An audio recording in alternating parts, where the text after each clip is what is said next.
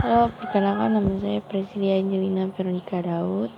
Saya dari kelas 10 IPA 1. Saya di sini akan menjelaskan tentang materi bab 1, yaitu nilai-nilai Pancasila dalam kerangka praktik penyelenggaraan pemerintahan negara. Pertama, sistem pembagian kekuasaan. Satu, macam-macam kekuasaan, yaitu menurut John Logan bahwa kekuasaan negara itu dapat dibagi menjadi 3, yaitu pertama, kekuasaan legislatif, yaitu kekuasaan untuk membuat atau membentuk undang-undang. 2, kekuasaan eksekutif, yaitu kekuasaan untuk melaksanakan undang-undang. 3, kekuasaan federatif, yaitu kekuasaan untuk melaksanakan hubungan luar negeri. Selain John Logan, menurut Montesquieu bahwa kekuasaan dibagi menjadi 3, yaitu kekuasaan legislatif, kekuasaan untuk membuat undang-undang. 2, kekuasaan eksekutif, yaitu kekuasaan untuk melaksanakan undang-undang. 3, kekuasaan yudikatif, yaitu kekuasaan untuk mempertahankan undang-undang. 2. Konsep pembagian kekuasaan di Indonesia. Penerapan pembagian kekuasaan di Indonesia terdiri atas 2 bagian, yaitu pembagian kekuasaan secara horizontal. Pembagian kekuasaan secara horizontal yaitu pembagian kekuasaan menurut fungsi lembaga-lembaga tertentu, itu legislatif, eksekutif, dan yudikatif. Berdasarkan UUD Negara Republik Indonesia tahun 1945, secara horizontal pembagian kekuasaan negara dilakukan pada tingkatan pemerintahan pusat dan pemerintahan daerah. Pergeseran klasifikasi kekuasaan negara yang umumnya terdiri atas 3 jenis: kekuasaan legislatif, eksekutif, dan yudikatif, menjadi 6 kekuasaan negara, yaitu kekuasaan konstitutif, kekuasaan eksekutif, kekuasaan legislatif, kekuasaan yudikatif atau kekuasaan kehakiman, kekuasaan eksaminatif atau inspektif, kekuasaan moneter, dan kedua, pembagian kekuasaan secara vertikal.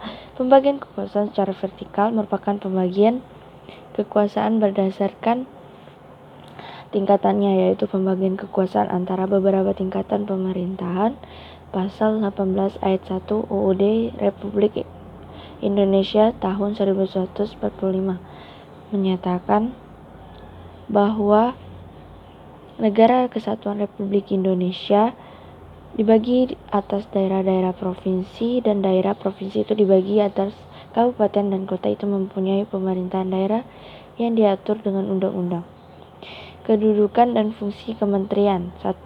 Tugas Kementerian Republik Indonesia, bahwa sistem pemerintahan yang dianut oleh negara kita adalah sistem pemerintahan presidensial. Keberadaan Kementerian Negara Republik Indonesia diatur secara tegas dalam pasal 17 UUD 1945 Negara Republik Indonesia tahun 1945 yang menyatakan Presiden dibantu oleh menteri-menteri negara. Menteri-menteri itu diangkat dan diberhentikan oleh Presiden. Setiap menteri memegangi urusan tertentu dalam pemerintahan.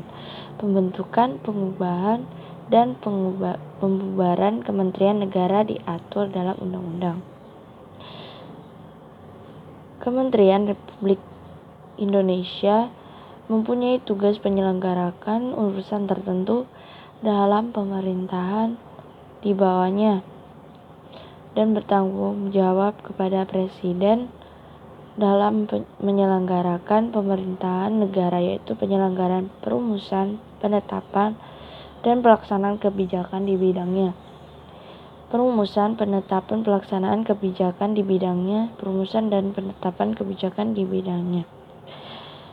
Setiap negara masing-masing mempunyai tugas sendiri. Adapun urusan pemerintahan yang menjadi tanggung jawab Kementerian Negara adalah sebagai berikut.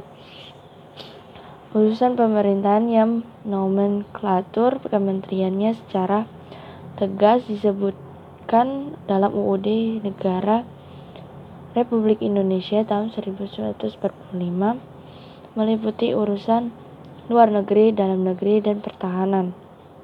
Urusan pemerintahan yang ruang lingkupnya disebutkan dalam UUD Negara Republik Indonesia tahun 1945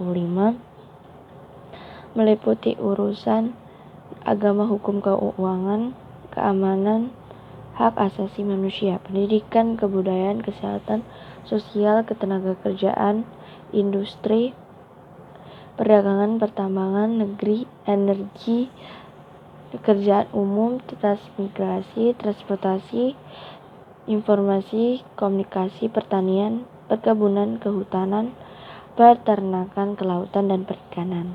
Urusan pemerintahan dalam rangka penajaman, koordinasi, dan sinkronisasi program pemerintahan. Klasifikasi Kementerian Negara Republik Indonesia. Kementerian Republik Indonesia dapat diklasifikasikan berdasar urusan pemerintahan yang ditanganinya, yaitu kementerian yang menangani urusan pemerintahan. Nomenklatur atau nama kementeriannya secara tegas disebutkan dalam UUD Negara Republik Indonesia tahun 1945. Kementerian yang menangani urusan pemerintahan yang ruang lingkupnya disebutkan dalam UUD tahun 1945. 3. Kementerian ini yang menangani urusan pemerintahan dalam rangka penajaman koordinasi dan sinkronisasi program pemerintahan. 3. Lembaga pemerintahan non-kementerian. Lembaga pemerintahan non-kementerian yang ada di Indonesia yaitu Arsip Nasional Republik Indonesia atau ANRI, Badan Informasi Geospasial atau BIG, Badan Intelijen Negara BIN, Badan Kepegawaian Negara BKN, dan Badan Kependudukan dan Keluarga Berencana Nasional BKKBN, dan seterusnya. Nilai Pancasila dalam penyelenggaraan pemerintah. 1. Sistem nilai dalam Pancasila. Sistem nilai adalah konsep atau gagasan yang menyeluruh mengenai sesuatu yang hidup dalam pikiran seseorang atau sebagian besar anggota masyarakat tentang apa yang dipandang baik. Pancasila sebagai nilai mengandung serangkaian nilai yaitu ketuhanan, kemanusiaan, persatuan, keadilan. Pancasila sebagai suatu sistem nilai termasuk ke dalam nilai moral, nilai kebaikan, dan merupakan nilai dasar yang bersifat abstrak. 2. Implementasi Pancasila. Pancasila yang termuat dalam pembukaan UUD 1945 merupakan landasan bangsa Indonesia yang mengandung 3 tata nilai utama, yaitu dimensi spiritual, dimensi kultural, dan dimensi institusional. 3. Nilai-nilai Pancasila dalam penyelenggaraan pemerintahan negara. 1. Nilai sila ketuhanan yang Maha Esa. 1. Pengakuan adanya kausa prima, yaitu Tuhan yang Maha Esa. Menjamin penduduk untuk memeluk agama masing-masing dan beribadah menurut agamanya, tidak memaksa warga negara untuk beragama, tetapi diwajibkan memeluk agama sesuai hukum yang berlaku. 2. Nilai sila kemanusiaan yang adil dan beradab. 1. Menempatkan manusia sesuai dengan hakikatnya sebagai makhluk Tuhan. 2. Menjunjung tinggi kemerdekaan sebagai hak segala bangsa, mewujudkan keadilan dan peradaban yang tidak lemah. 3. Nilai sila persatuan Indonesia. 1. Nasionalisme. 2. Cinta bangsa dan tanah air. 3. Menggalang persatuan dan kesatuan negara. 4. Nilai sila kerakyatan yang dipimpin oleh hikmat kebijaksanaan dalam permusyawaratan atau perwakilan.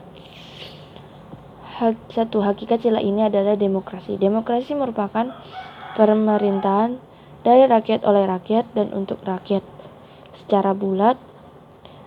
Baru sesudah itu pemusyawaratan, artinya mengusahakan putusan bersama secara bulat. Baru sesudah itu diadakan tindakan bersama. Dalam melakukan putusan diperlukan kejujuran bersama. 5. Nilai sila keadilan sosial bagi seluruh rakyat Indonesia. Kemakmuran yang merata bagi seluruh rakyat dalam arti dinamis dan keberlanjutan. 2. Seluruh kekayaan alam dan sebagainya dipergunakan bagi kebahagiaan bersama menurut potensi masing-masing. 3. Melindungi yang lemah agar kelompok warga masyarakat dapat bekerja sesuai dengan bidangnya. Oke, sekian. Terima kasih.